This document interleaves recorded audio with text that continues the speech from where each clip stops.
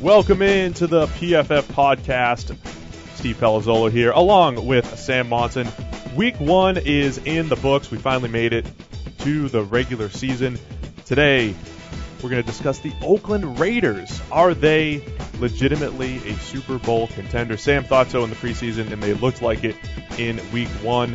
Maybe even a bigger story is defense taking over the NFL. 6 different teams couldn't even break double digits in points. We'll talk about the defense or the inept offense. And then is Jared Goff, has he truly turned the corner? Jared Goff with the Los Angeles Rams has an excellent game in Week 1. We're going to dive right in. But first, I want to tell you about our friends over at Draft. That is playdraft.com or Draft in your app store. The season has already begun, but the games do not end over at Draft. In fact, they start every couple minutes. Easy ways to draft. You get your team, and then once you have them, you just leave it for the season. Don't have to worry about trades. Don't have to worry about free agency. It's a best ball league. Draft your team, set it and forget it, and they will take your best players every single week. Games just continue to start. You can have a nice quick draft, fire through it as quickly as possible. And the best part about it, you can win real money. So all you have to do is go make your first deposit. Use the promo code PFF, and we will actually give you a free $3 game. You can play games for $1, $3, $10, $100 games, whatever you want. So go make your first deposit. Use that promo code PFF. Sam and I already have our teams going, and I think my team's off to a good start. Sam, how you doing so far? Yeah, not good. Apparently my success is all on the golf side. The football, not so much. Maybe I'm in the wrong business. Yeah, so they don't just have NFL, they do have golf if you're like Sam and you're actually better at fantasy golf. So check it out at playdraft.com or Draft in your app store, promo code PFF. All right, Sam, Week 1, I really wanted to talk about a million different things, and you're trying to reel me in, right? Rein you back, yeah. Okay, let's start with Oakland, your Super Bowl pick, your non-Patriots Super Bowl pick. And by the way, if you guys are tuning in for some New England Patriots and Kansas City Chiefs analysis, you guys hit that on the Week 1 preview pod. So go check that out if you want some Chiefs-Patriots analysis. They already hit that a couple days back. What did you think of Oakland yesterday? I thought it was a good all-around game for them. And I think when we look back at this game at Tennessee, potential playoff team, it might have been a bigger win than it even seems here in Week 1. Well, also because schematically, this is a horrible matchup for the Raiders. I mean, me and Mike talked about this in the preview podcast as well, and we both really expected the Titans to be able to kind of manhandle them up front, really power this team into the ground with that modern power running game they use. Big offensive linemen, they like being unleashed to run block. DeMarco Murray, Derrick Henry, that combination, the 1-2 combination it's not thunder and lightning, it's thunder and thunder. It just looked, that Raiders defense last year was particularly vulnerable up the middle. It was a little bit soft, and it just looked like a matchup that, even before you get into the idea they're two pretty strong teams, it just didn't look like a good schematic fit. But the Raiders really did quite well against that offense. They shut it down pretty effectively. Khalil Mack began the season like a man possessed, basically the same way he ended last season. He looks like he's playing a different game sometimes. He is just quicker, stronger. His hands are so strong the way he's jacking blockers back. I put a video on Twitter, and don't know if you got to see it. There were 3 blockers sent his way on one particular pass play, and he still almost got to the quarterback. And you talk about the run game, there were some holes there. One play in particular, Khalil Mack just single-handedly blew it up. Shed the block by Taylor Lewan, makes the play in the backfield. If he doesn't make that play, it's a 10 or 15-yard gain, and that's just how good he is already starting that Defensive Player of the Year campaign for Khalil Mack. And he gave Jack Conklin what was Conklin's worst game in the NFL. First week this season going up against the premier pass rusher in the NFL, looked bad. Didn't go well. Didn't actually give up a sack or a hit, but gave up 4 pressures and a ton of extra blocks where he was just struggling to live with Khalil Mack. And there was a negated strip sack in there as well. He destroyed Conklin on a number of blocks. Like you said, like even plays that didn't even go down as pressure, where Conklin got whooped, and then the guard or the center even. There was another play, the center and guard went Mack's way. They were sending 3 offensive linemen his way at times. Yeah. So, yeah, Oakland not just stood up to be counted against a Tennessee team that, could well be the AFC South champions. They beat them on the road. They beat them despite an ugly-looking schematic matchup. Honestly, I said it last year that this Raiders team was the closest thing that the league had to challenging the Patriots right up until Derek Carr went down. And this team is probably better on paper. They now have Marshawn Lynch in the backfield, who, by the way, while we're talking, also had himself quite a pretty good game. I think Marshawn Lynch, the year sitting down hasn't done him any harm. This is beast mode back at beast mode levels. That offense is going to be fantastic. Amari Cooper had a couple of drops in there, which isn't ideal, but he also did some crazy stuff for that first touchdown and still looks legit. So, yeah, the Raiders' offense is going to be fantastic. Khalil Mack, at his very, very best, is capable of winning games on his own, and he looks like he's at that level. The Raiders still look like a legitimate Super Bowl team. Just want to touch on their defense real quick again. The compliment to Khalil Mack that really stood out to me was rookie defensive tackle Eddie Vanderdoes. They were on the same side multiple times. They would run stunts with each other. It looks like a legit. I'm not saying they're Justin Smith. Remember Justin Smith and Aldon Smith working together on the stunts? I'm not saying they're that. And Eddie wasn't holding. Yeah, they need to get the defensive hold play down. Eddie's still got some work to do to get that Justin Smith hold to open things up for Aldon Smith. But the two of them working together really, they worked together really well. I think it's going to be difficult for opposing offenses.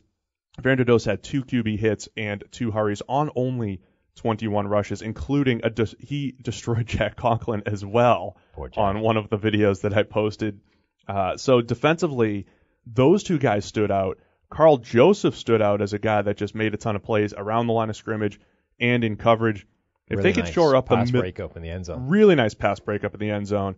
Sean Smith played 48 snaps at cornerback and did some nice things. So defensively, their offensive line showed what they could. They only gave up one pressure, the offensive line, one official pressure on Derek Carr. And Tennessee was throwing stunts at them left and right, and they were picking them up. It was a thing of beauty, like an offensive line clinic if you want to go back and watch it. So pieces are in place. Amari Cooper's drops, 4 official drops in that game. They just come in bunches for him. He had a 4-drop game in 2014 in college. He didn't have a drop the entire season, or maybe he had 1 drop the entire season, and then he goes for 4 against LSU. What is with him? He had 18 2 years ago and only 5 last year. Yeah, he just bounces back and forth between crazy amount of drops and really fine. Hands are good. And he's one of those guys where his hands are good. He makes spectacular catches. But it's not like, Brandon Marshall always dropped passes. And he has good hands as well. His are all concentration drops, but they're consistent. It's like that every now and again he's going to have one of these concentration drops, and he's going to end up with like 10 to 15 of them over the course of the season. Amari Cooper's aren't even consistent with how they come. It's just that every now and again he's going to have a game where he drops like 4 of them. Right. Which is just strange. And look, I don't get too hung up on drops because Cooper just gets open and there's so much good that he brings, but man, there's some ugly ones there. Not some bad ball location on a couple of them too. Like Derek Carr was a little off on some of them, but it is amazing how they come in bunches. For Tennessee, a team that, they're at home. A lot of people, maybe not you, a lot of people like them in the AFC South. Disappointing effort for Tennessee. And they had chances to come back. I didn't like the way Marcus Mariota played down the stretch, missed a number of throws down the stretch. He was just up and down in this game. Offensive line was okay. They still showed what they could in the run game, but they didn't run that power run game that they've been known for. So just an uncharacteristic game for Tennessee. I wasn't terribly impressed by them in week 1, or you just give credit to Oakland? Well, I think Oakland is a really good team, but the Titans should have been better than this, especially on offense. The good news for them is that the Houston Texans, who was the team I thought would probably come out of the AFC South, got destroyed by the Jags. So, at least what looked like their main competition on paper heading into the season also lost, also looked pretty ugly doing it. I guess the flip side of that is that the Jags are now out in front of that division and potentially the team to worry about there. But your first place Jacksonville Jaguars, like it's 1999 over here. All is not lost for the Tennessee Titans yet. All right, that's a perfect transition to discuss defenses. Nice. I think as you're watching the game unfold yesterday, and whether you guys are playing over at draft.com or you're playing at our friends at DraftKings or you're just playing in your hometown league, you're like, hey, where are my fantasy points? Where is the offense? And if you look around the league, 6 different teams did not even break double digits. The Ravens shut out the Bengals 20-0. The Texans only scored 7. Hey, even the Jets managed 12 points yesterday. Colts scored 9. The 49ers scored 3. The Seahawks scored 9. And the Giants scored 3. Around the league, is it good defense? Is it bad offense? I got to say, it was a little refreshing not seeing, these Big 12-like scores yesterday during all the games. What'd you think of all these low-scoring affairs and then the subsequent low fantasy scores, too? I've always had a soft spot for games that are legitimate good defense, good defensive battles where it's going to be under 20 points both sides because the defenses are playing well, because it is good defense. A lot of these games were not good defense. They were just really bad offenses. Yeah. And, like the Seahawks offensive line, again, just looks like a wreck. Just from those first few plays, poor Wilson just hits the top of his drop and then boom, they're in his face. But they weren't the only one. I mean, Tom Savage was dealing with a completely unmanageable pocket. I tweeted a picture that was just Savage in the middle of a crowd of players. That was supposed to be his pocket, I mean, he got pulled essentially for his own safety. I don't think it really had anything to do with Deshaun Watson being more likely to win them the game. I think it was literally that Deshaun Watson is better equipped to run for his life. More likely to save his own life in this poor pocket. So, you've got that was a bad offensive line. The Bengals, again, we knew that their offensive tackles would be a problem. The entire offensive line was a problem in that game. They just got abused by the Baltimore Ravens. So just all across the league, there seems to be some really, really ugly offensive line play. At times coupled with bad quarterback play. I think that's what we saw in Indianapolis without Andrew Luck there. So there was a lot of really, really, really bad offense that just made it easy. But there was also some good defense in there as well. And, I don't think that overall defense is making a comeback and we're seeing, a tilt towards more defense-dominated a league that we've seen, back in the 80s or whatever. But right.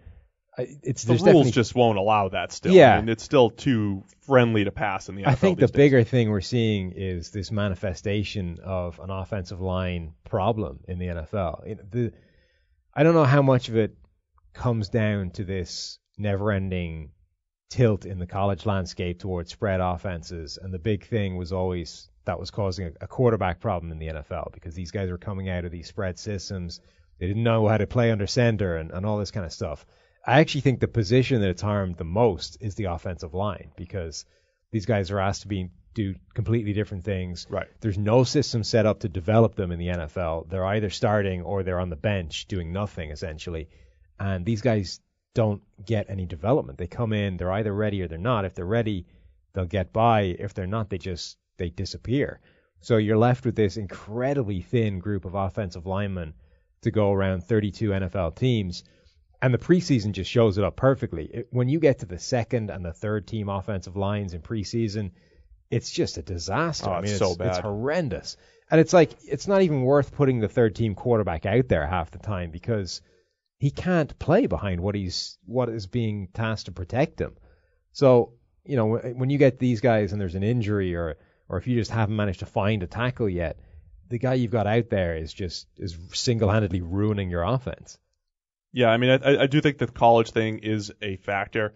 The other part, too, those guys need development. You're talking about they don't have time to develop. They need development. Yes. We ran these studies a couple of years ago.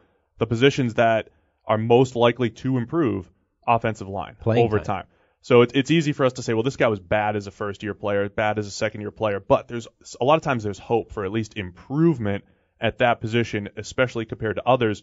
Now you have guys either not getting that chance to develop or they're just so much further behind when they get into the league. Maybe they never even reach that point where they can improve. I do want maybe the CBA's in this involved too, because you might need a 6th or 7th year guy that gets pushed out. Maybe that'd be a better guy. He gets pushed out a little bit. You got to start a rookie or a second-year player, and they're just not ready. I think the league desperately needs some form of developmental league. I mean, whether it's NFL Europe again, whether it's whether they partner with some kind of spring league that they can, like a D League for, basketball, where they can just send players to actually get playing time and develop with NFL systems would be the key thing.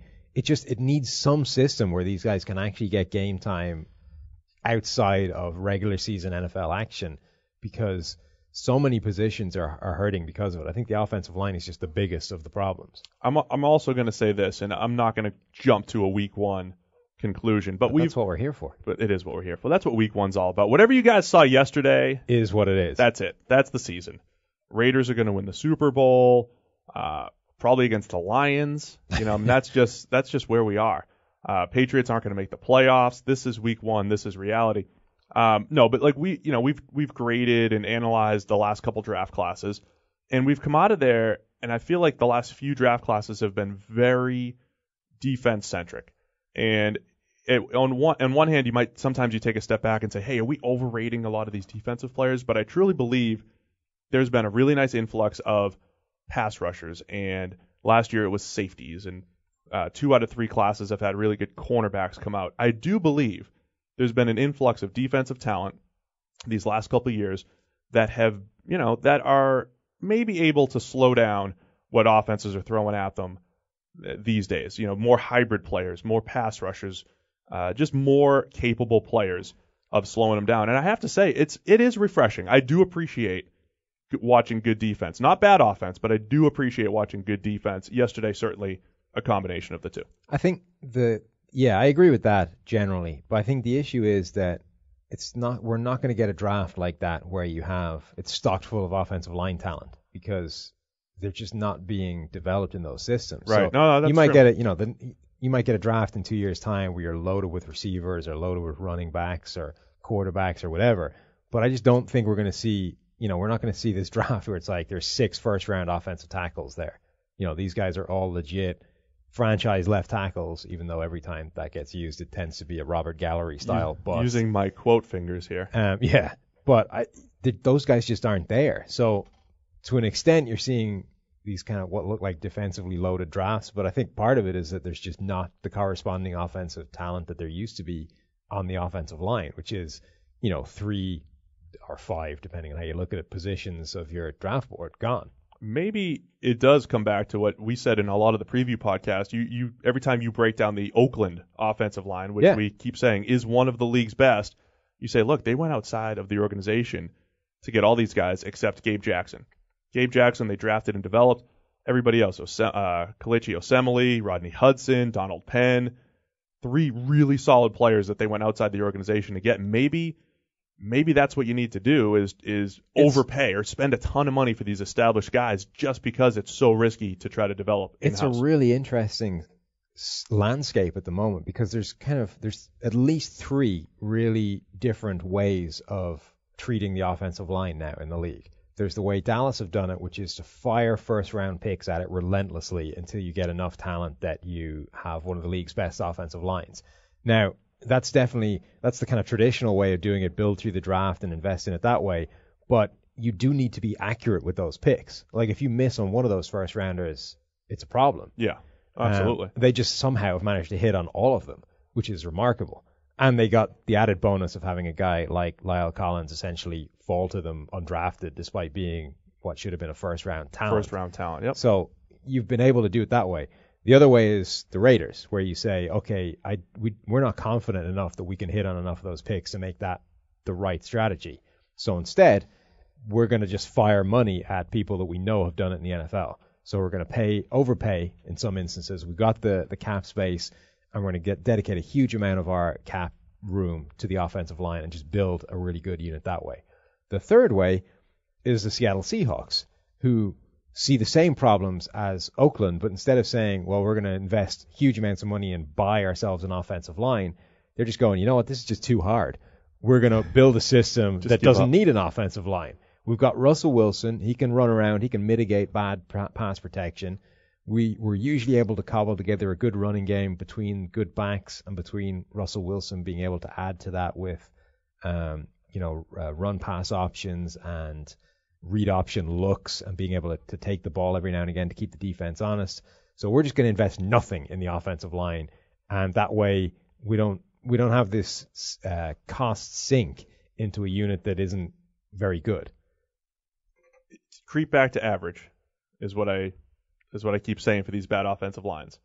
Creep back toward average. Average offensive lines will get you a long way. But I think, honestly, it almost seems like the Seahawks would take, if you told them that they would be the 25th offensive line in the NFL every single year, but you're only going to spend $8 million on it. Well, they've won like that before. Well, here's the thing. They've won like that before. Yeah. And now they can invest. You can keep Sherman. You can keep Earl Thomas. You can keep Cam Chancellor. And they've been Chancellor. consistently good to the point where it's difficult to argue that it's the wrong strategy. Right. Like, it will give you a terrible offensive line, but I can't really make the case too convincingly that it's the wrong way of doing it because you consistently win and hit the playoffs. I do have to say I like this discussion because it's talking about different ways to build teams, and I don't think it's as simple as find Aaron Rodgers or Tom Brady or Andrew Luck and then you're good. There are different ways. Well, that's the easiest way to build a team. It might be the easiest, but there are different ways if you don't have those guys, which 90% of teams don't. Yeah. There are different ways to build these teams, and it is fun to see. In the inept offense category, a lot of poor quarterback play yesterday. Guys like Ben Roethlisberger didn't play as well as the stats would show. Joe Flacco didn't play well. Kirk Cousins looked pretty bad. Andy Dalton, the 28.4 passer rating, pretty much summed up his play. Eli Manning, there was a point in the game where he had 4 completions behind the line of scrimmage and only 3 beyond the line of scrimmage. This was like late in the first half. So there was some bad quarterback play in week 1 as well. They're making it really hard for me to resist writing that Eli Manning is done article. I've held off for like a year. Admittedly, I've been talking about it quite a bit, but I mean, we've given he's not a top 20 quarterback before, and he has not been top 20 in our grades over the last few years. And it's getting pretty ugly when they don't have there were so many games last year that looked exactly like they did last night, but he would throw a slant to Odell Beckham, who would run 60 yards for a touchdown. Break 2 tackles, go the distance. And the stats would look okay by the end, but you had that one long touchdown. This is the thing. So somebody last night was like, well, he was without his best receiver, and he's got a terrible offensive line in front of him. And you're like, okay, for a start, it's like, look at Russell Wilson. Russell Wilson his receiving core, even without Odell Beckham, is no better than the New York Giants. He would kill for the offensive line that's put in front of Eli yesterday, even when you consider the weak points. Like, the Giants' offensive line may not be good, but it's not Seattle bad, at which point you can't use those as excuses. I mean, there are quarterbacks out there playing dramatically better than Eli Manning with worse situations. That's the point. A good quarterback needs to elevate those around them. That sums up, I think, our take on good defense and bad offense. Guys, I want to tell you about our friends over at DraftKings.com. Week 1 is in the books, but it's not too late to get closer to the game you love with DraftKings 1-Week Fantasy Football. This Sunday, DraftKings is hosting a $100,000 Pick'em contest that is totally free to enter. Pick'em is the newest way to play 1-Week Fantasy Football, and drafting your team is actually faster than ever. DraftKings has organized players into 8 tiers, and all you have to do is select one player from each tier. Choose between public contests with big cash prizes or private contests where you can compete against a group of friends. DraftKings also has beginner and casual contests where you'll play against people of similar skill set. The best part is you get to draft a new team each week without any commitment. So get to DraftKings.com now. Use the promo code PFF to play in DraftKings free contest with $100,000 in total prizes this Sunday. That's promo code PFF to compete for your share of $100,000 in total prizes. The contest is totally free to enter, so why wouldn't you try?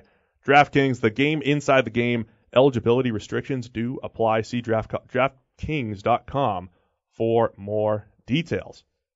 Okay, Sam, one other big topic. I think it's a big topic. We thought it was a big topic. Jared Goff, the guy that was one of the worst quarterbacks in the NFL last year, number 1 overall pick in 2016. People wanted to write him off. We're not ready to throw the gold jacket on him yet, but a very good week 1, a lot like we saw in the preseason, looked much better, much more comfortable for the Rams. So this was kind of like a preseason game in that.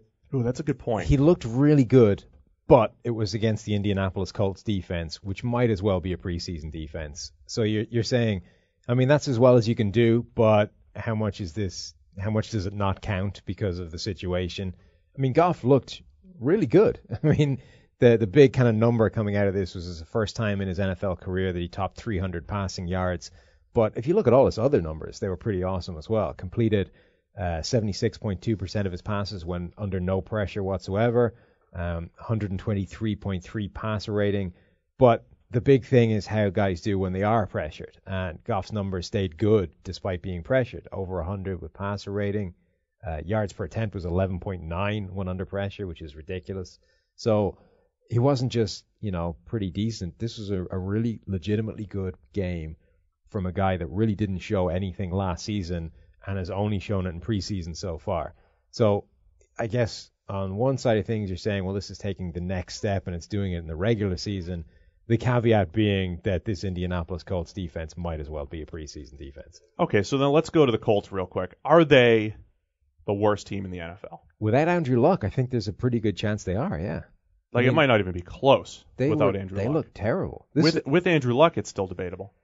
Well, no. I think with Andrew Luck, this team could still... He's worth a few wins at least. They could still challenge for that division with Andrew Luck. That's how much of a difference he makes to that team and how much they're hanging off him. Do you know that the Jaguars are undefeated? I do. I don't know if they could catch up. I don't know that that's going to continue. I think the Jags might lose some games along the way.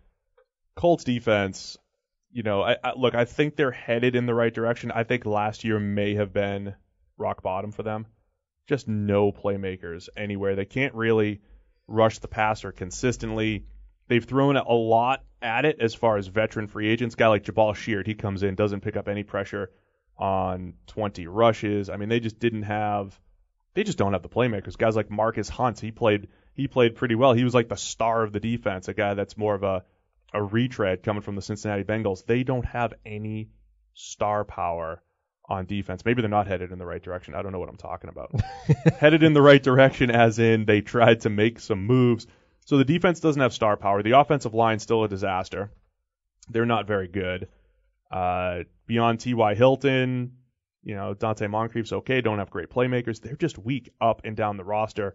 Might see Jacoby Brissett starting going forward because Scott Tolzien just they ran into the season with him, and that was probably a mistake. Was it the first pass of the game that was just pick six? Yeah. Straight to Big Sky, straight to Tremaine Johnson for a pick six. And, I mean, it didn't get any better from there. Like, it was just that one play basically encapsulated the problems. It was like terrible quarterback behind, a bad team with a bad defense backing him up. Complete train wreck. Brissett came in. It's kind of funny, the guy that's been there 8 days, you think they'll probably just hand it off a few times. They'll give him a limited system. First play of the game, deep bomb down the sideline. I think underthrown or a little bit underthrown that Moncrief had to go up and catch. But, I think leads them straight to points. I don't think Brissett is the answer or anything, but I think you might as well go with him over Tolzien because you know what Tolzien is and it's not good. We talked about the trade a couple podcasts ago, broke it down in depth. Brissett showed pretty well in week 4 of the preseason for whatever it's worth in the Patriot system, so why not give him a shot? We did start talking about Goff, and then we got off on a little Colts tangent, but his playmakers. This was something we discussed coming into the season as well. Sammy Watkins catches all 5 targets for 58 yards. Cooper Kupp catches 4 for 76, including a touchdown and a really nice contested catch 28 yards down the field. That was actually not a great throw by Goff. Kupp goes up and gets it. Robert Woods 3 catches for 53 yards. Rookie tight end Gerald Everett catches 1 for 39. This is what we were talking about coming to the season, this good mix of potential playmakers. They used Todd Gurley out of the backfield a little bit. I like this mix for the Rams. How staggeringly overpaid is Tavon Austin, by the way? What, the number 5 receiver on the team? Tavon Austin in this game had, I think, 1 catch for 7 yards and 2 carries for 11 yards that were just pointless gimmick runs. They're paying him like... Overpaid gimmick player. They're paying him like wide receiver 1 money. I mean, he's an absolute gimmick player that is not even a particularly devastating gimmick player. Like, you could probably get a new Tavon Austin in the draft in like the 5th round. Like Tariq Cohen. Pick one. Like Tariq Cohen over in Chicago. He had a really nice week 1. That's kind of insane. But yeah, you're right. They've added weapons to him. I really think, it's not a secret. I think Cooper Kupp is going to be a fantastic player.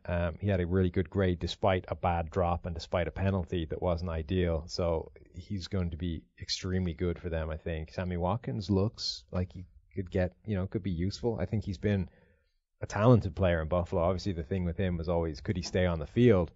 But there's definitely a pretty high upside there, especially given what else they had on that roster before that. So yeah, the weapons are better. The offensive line for the Rams, I don't think will be good, but it'll be okay. It's exactly what we've been talking about. If you can just get to average, you're fine. Well, and I think that line will get to average. We're in Cincinnati here. We're based in Cincinnati. I throw on the news. I see our guy Mike Renner is out there analyzing the Bengals games on local TV now, which was great to see him. But the local Bengals broadcasters are like, hey, how's Andrew Whitworth doing? How did he do today? Because Cedric Ogbohe had one of the lowest grades of all left tackles in the NFL yesterday. We know that the Bengals offensive line was going to be a big weakness. Whitworth had a couple bad penalties, but did not give up a pressure on 30 pass block attempts. So there is improvement there. You mentioned John Sullivan. See what he still has left. Didn't have a great game, but see what he has left as a veteran. Rob Havenstein has been can be a pretty solid right tackle there. So could creep toward that average line. That's what I think it'll be. I think that offensive line will be okay over the season, and that's more than enough for Jared Goff to be good.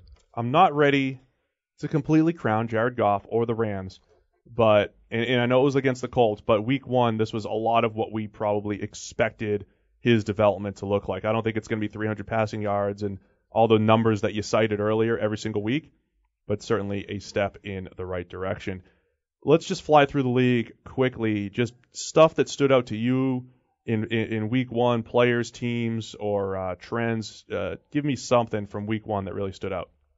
Well, we talked about it a little bit before. That Houston Texans offensive line was a disaster. The defense was okay, but it didn't suffocate the Jags like they need to for that offensive line to be okay. It's going to be interesting to see how they treat that quarterback situation now, because I think that they pulled Savage because he was just going to get murdered back there. And I don't think that this was this is now a quarterback competition. This is now a live thing. This is the time for Deshaun Watson to take over deal. I think this was just, there's no way this ends well for poor Tom. Let's get him on the bench, and Deshaun can at least run around and get out of that. So you really think Deshaun Watson, their first round pick, they're heavily invested in first rounder. Yeah. They threw him in there because he could run for his life. Yeah, better than Tom honestly, Savage. I think that's what it was. Tom Savage was just a sitting duck back there. He was inevitably going to get destroyed by that Jags defense. And more to the point, I think it's inevitable at some point this season that Watson takes over for Savage, but I don't think that it's now, because aside from anything else, he didn't do anything to suggest he should take that job. He went out there and played terribly. The numbers were worse than they looked because it was what was almost a pick six that was negated by penalty that he threw straight to a defender and ended up making the tackle himself, which is the only reason it didn't go back for what would have been a negated touchdown.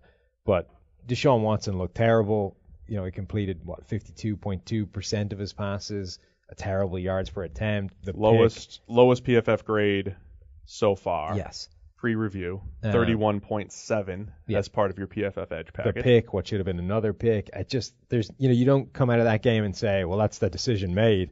He's claimed that starting position. I think you go back, you regroup, you say, how do we get better pass blocking? And then Savage goes back out there as the guy, again, less likely to lose you the game.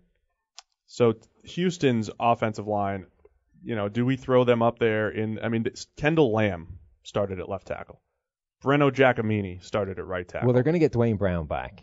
Dwayne Brown comes back, but even then, they should the guards, be playing. Jeff Allen struggled. Xavier Su'a-Filo struggled. Nick Martin played pretty well at center. Martin played well. Martin. And Greg Manx should be on the field because he was their best offensive lineman a year ago. So if you get Manx out there, Nick Martin, I think, Nick Martin was a second-round pick in 2016. This was his first extended action, plays a solid game. You have Manx at guard, Nick Martin, Dwayne Brown. That's a good left side of the line. Creeping back toward average. Exactly. Then you just figure out some way of shoring up the right side and you're in business. All right, Houston fans, there's a little bit more hope. One thing that stood out to me Mike Glennon did a pretty nice job down the stretch. Bought himself time. He bought himself time. He had a couple throws that could have been game winners. A very nice back shoulder drop. I do want to defend Bobby Massey real quick because I know Do it. it's fun to just say your guy gave up a sack. You gave up a sack. The guy you were blocking gave up a sack. Mike Glennon gets sacked on the last play of the game. It's 4th down, and it was Brooks Reed. Brooks Reed was being blocked by Bobby Massey, right tackle for the Chicago Bears. And immediately everybody on Twitter is like, Bobby Massey gave up the sack. Bobby Massey gave up the sack. And I tried to well actually them, Sam. I tried to say, well, actually, it's not really Bobby Massey's issue and for you fans. But his man got the sack. But his man it was the guy that he was trying to block. Well, actually, by the way, our new segment, Sam and I, on Sports Illustrated's weekly show, Pro Football Now. Be sure to check that out on Wednesdays. It'll be streaming. So here's what happens. Explain to me how his man making the sack, it's not him. Bobby Massey is blocking for about a 5-step drop from Mike Glennon, which is about 7 to 8 yards of depth. There was pressure on the front side, which made Glennon, who's not exactly nimble, made him vacate the pocket backwards. So he drops back about 4 extra yards. So now he's about 10, 11, 12 yards deep. Okay? So the defender can see this. Bobby Massey, the right tackle, cannot see this. He's simply trying to defend a 7.5, 8 yard pocket like he's supposed to. So when Brooks Reed takes a completely different angle, Massey was in position to block where Glennon was supposed to be, but because Glennon moved, and I'm not blaming Glennon for this by any means, there was front side pressure, and he had to try to extend the play, and it's 4th down. He had to try to make something happen. But when he works backwards, all of a sudden Massey does not have the angle to block Brooks Reed. Brooks Reed sees the quarterback. Massey doesn't see where the quarterback's going. Brooks Reed runs right around him. To the naked eye on the TV, it looks like Bobby Massey blowing the game for us. That's what we chalk up as a cleanup sack. We call that a cleanup sack. We call that one where the offensive lineman lost leverage. It's truly not his fault because the defenders, if Glennon was in the place where he was supposed to be and Bobby Massey sees the guy running that deep, he's like, absolutely, heck yeah. Why would you run that deep? You're not going to run around me. So the point is, Brooks Reed makes a really nice play. We would not dock Bobby Massey on that. That's more of a good play by the defender. So I'll give you one from that game as well. How much of a problem is Jordan Howard's receiving ability turning out to be? What do you have? He had 5 drops on not a lot of opportunities last year. Is that correct? 8 drops. Oh, 8 drops. 8 drops. So his drop rate last year was ridiculous. 8 drops from 46 targets, only 29 receptions. Which is an insane drop rate, to the point where you're like, that must be a statistical fluke because that's so bad that, running backs typically are not given the hardest catching opportunities. It's swing routes out of the backfield. A lot of screens. Stuff over the middle. Yeah, it's screens. It's stuff 3 yards over the middle of the offensive line. It's not, you shouldn't be dropping too many of those because they're right in your hands or easy things to catch. So 8 out of 29 receptions was just ridiculous. Yesterday drops what could have been the game-winning pass. Certainly would have been. I mean, it would have put them a yard from scoring to win that game. Perfect throw to him on the sideline, just stone-handed drop before a guy comes in to try and give him a hit. Terrible play, and that would be a problem just because of what it's leaving on the table for the Bears. But in terms of fantasy value and that kind of thing, they have a viable alternate target there now. Tariq Cohen looks like a little jitterbug. Well, he looks like a guy that can be their version of Theo Riddick, for the Detroit Lions. I like it. A guy who can be their receiving back, but also has a bit of ability to run between the tackles as well. More to the point, he's a guy that could take some opportunities away from Jordan Howard if he isn't going to figure out how to catch the ball. I don't mind it. I still like Howard with the ball in his hands if he can catch it. Yeah. But it is something that But that's like the Adrian Peterson thing. It's if he could get the ball in his hands, he'd be a great receiver, but he can't catch it. Fred Taylor was another guy who drove me nuts because I was in my teens, Jaguars fan, 99 Jags, I always mention. I used to think, man, Fred Taylor could have been a great receiving back, but he always had so many random drops. Then I think he figured out he had some eye issues. Maybe that is an issue with Jordan Howard. Some of the drops. Anything else that stood out to you, Sam, as we kind of wrap it up here in week 1? I think I will mention the Eagles Redskins game. Eagles, we talked about our sleeper. I thought they looked pretty solid overall. And if you guys want more information on our boy Brandon Graham, the guy we've been banging the table for quite a while, about a guy who gets a million pressures but doesn't get sacks. Well, he came through with 2 sacks on Sunday, and he's going to be the topic of our Pro Football Now actually segment this week, talking about Brandon Graham and how he is actually good despite having only 6 sacks last season. I was a little bit the one I want to talk about quickly, just the Browns almost made me look like a genius. They could have won that game. You were the one PFFer that picked the Browns, right? Yes. And I got ridiculed for it. Everyone called it insane. It was ridiculous. There's no way the Browns can possibly beat the Steelers. Ben Roethlisberger never loses to the Browns. All this kind of stuff. It was a 3-point game, and it could have been closer had they made a couple of plays. Between drops, Kenny Britt dropped a clanger from DeShone Kizer. DeShone Kizer missed a couple of plays. One I was showing you earlier.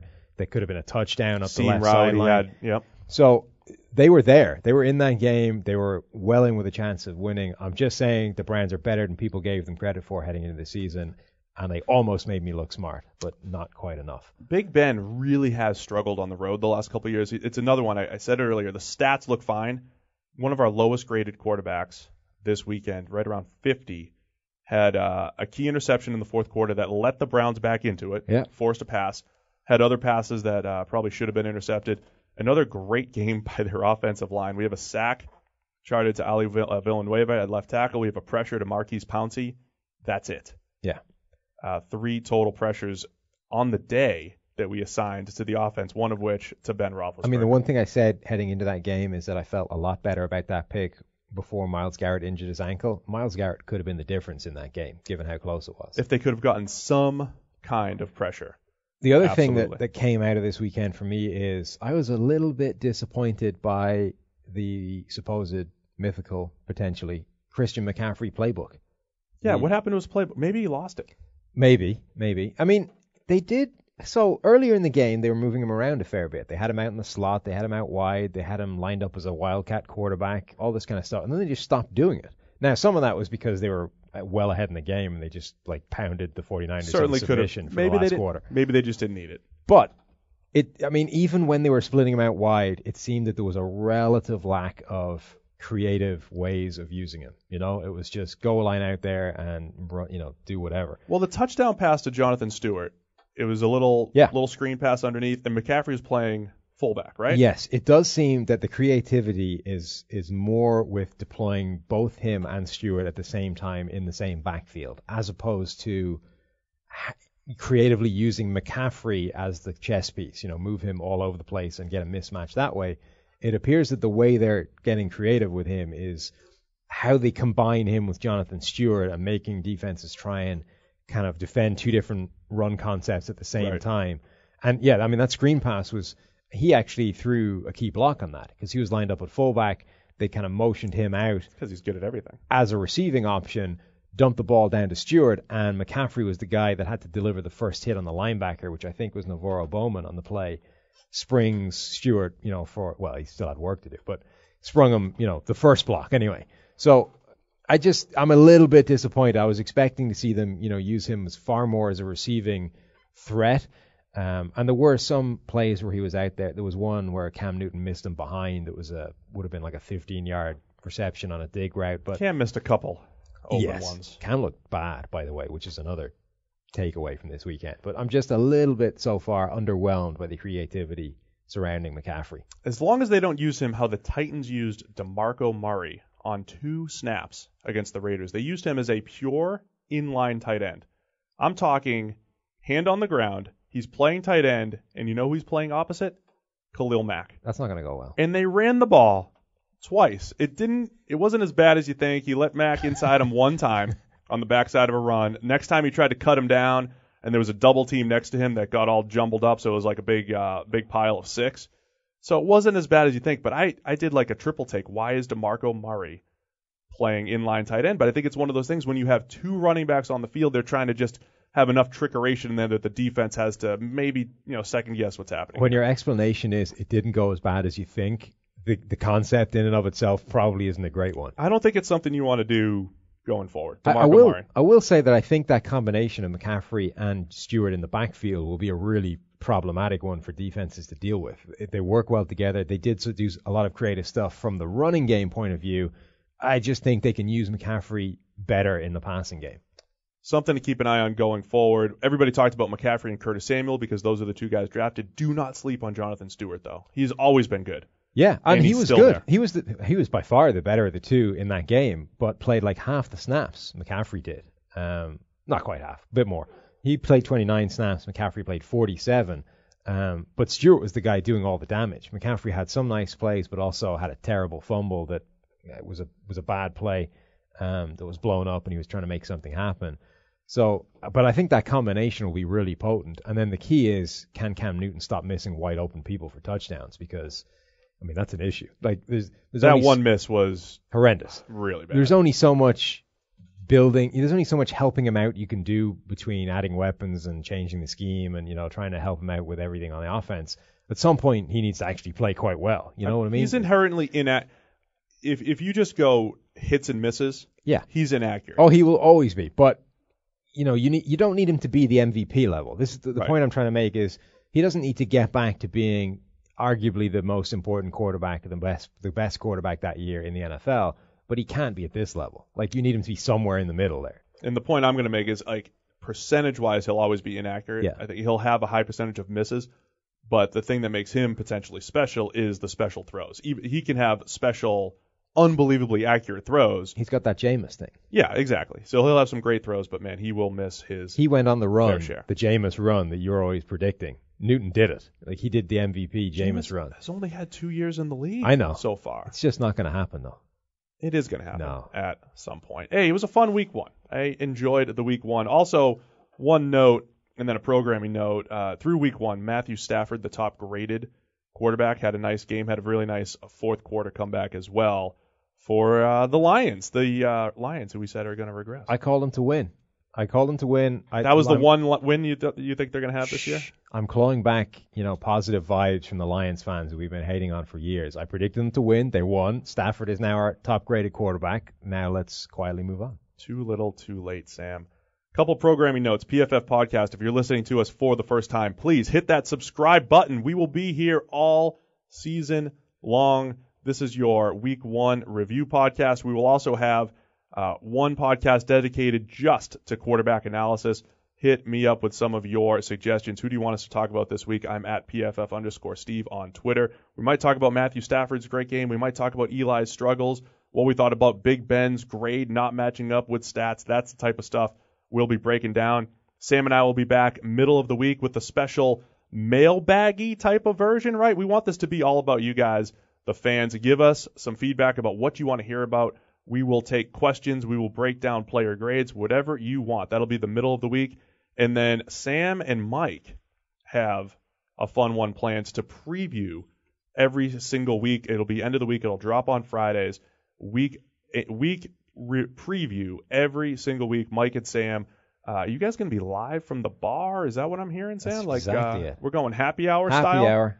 Look out for the email, by the way, for this mailbag. We are going to set it up. It'll be out on Twitter. I would give you it now, but we haven't actually set it up yet, so you're just going to have to keep an eye out. And if you guys are wondering about what is the deal with all of these grades and stats that they're talking about, it is all found as part of PFF Edge and PFF Elite player grades that we're citing every single Sunday afternoon and Monday morning. If you need them, if you want them, it's all a part of PFF Edge. If you're looking for a deeper dive in the signature stats that we have, quarterbacks under pressure, wide receiver drop rate, cornerback coverage stats, that's all a part of PFF Edge. There are some ways that you can get both of these products. You can get PFF Edge for free if you go to profootballfocus.com/DraftKings17 or profootballfocus.com/FanDuel17. Make your first $10 deposit to either DraftKings or FanDuel.